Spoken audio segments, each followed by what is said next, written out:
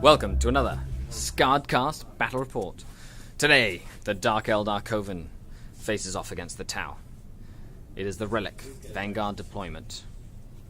We have deployed 3 hammerheads, 1 with long strike, 3 units of fire warriors with a fire cadre. That guy right there, look at him. Yeah, he's so not painted.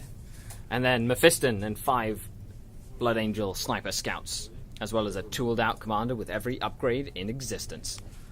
Against the Coven list of Urian Rakarth. Urian and his grotesques are in that raider. 5 warriors with a blaster in that venom. 2 Talos. Another venom. The witches who rolled a 6 for their pain tokens and for their drugs, and of course the Raks.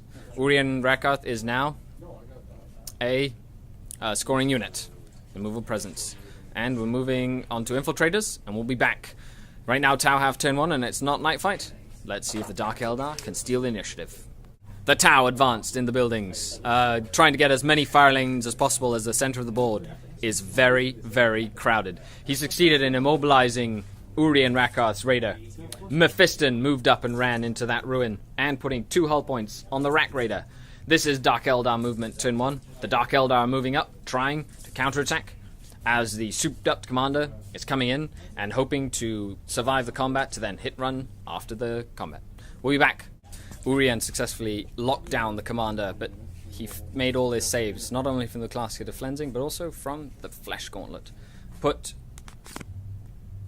on this guy. 3 wounds? 2 wounds?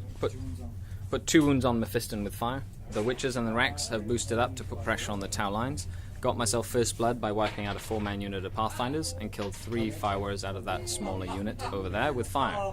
We're moving on to Tau, turn 2. Mephiston moved in, charged into the grotesque, killing them all. No heroic intervention, so Urian is still combating the commander, hoping for heroic next turn. That raider in the back was wrecked, and 3 Raks met their end at a submunition and smart resistance rounds. And this raider was also wrecked as the witches clamber around the relic. So now we're moving on to DarkEldar, turn 2. The warriors rallied and moved behind the raider. Mephiston heroically intervened and killed Urian Rakarth. Both Talos moved up. 1 Talos wiped out the unit of the Pathfinders was right there, gaining him a pain token. The witches moved back with the relic and then charged 7 inches to drop the relic into the hammerhead, blowing it, wrecking it. And the Raks finished off the 3 fire warriors in the building, getting them fearless. The 1 unit of Scourge dropped down and succeeded in putting 1 hull point onto that hammerhead, and shooting saw 2 of the big fire warrior unit die. So we'll be back after Tau turn 3. All the fire warriors moved up, rapid fired into the witches and killed all but 2. Shooting into the Rak saw 1 Rak dead from sniper fire. The other venom was blown up. 1 survivor is left with a blaster.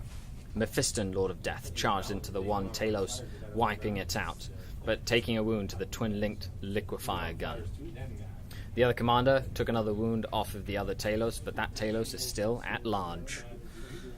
And on this flank, the 2 Scourge with Hailbar blasters are still alive after taking a hammerhead with a fire and Pathfinders.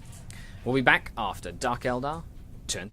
The Talos charged in and smashed the commander to death after the commander missed with his super punch.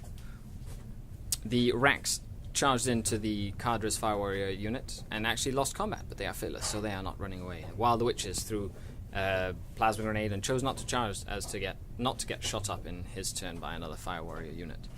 The scouts are just over there looking pretty in a forest.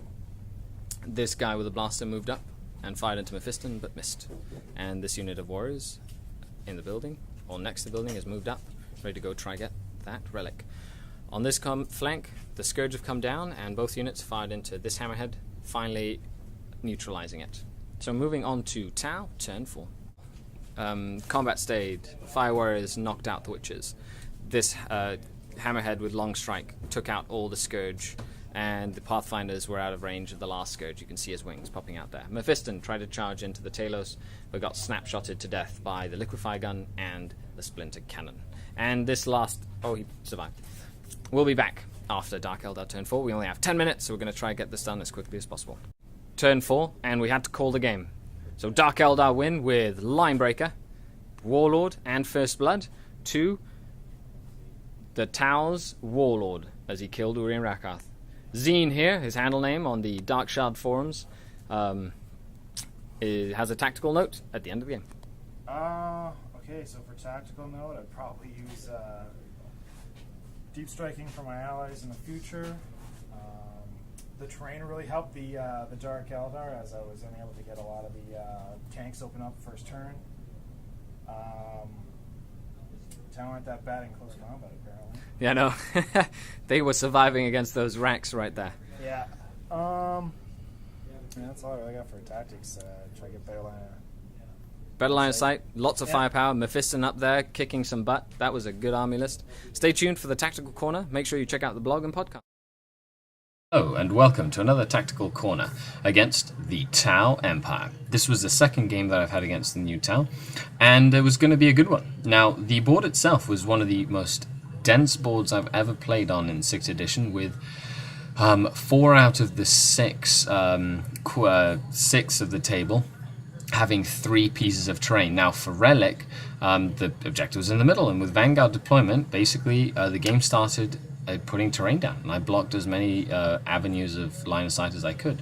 So now, his first turn, it moved around, almost succeeded in taking out my Urien Raider, but also moved up aggressively with Mephiston. Now, Mephiston added quite a bit to the Tau army in the form of just a very, very nasty close combat unit, and I didn't have a Farseer to really kind of shut him down.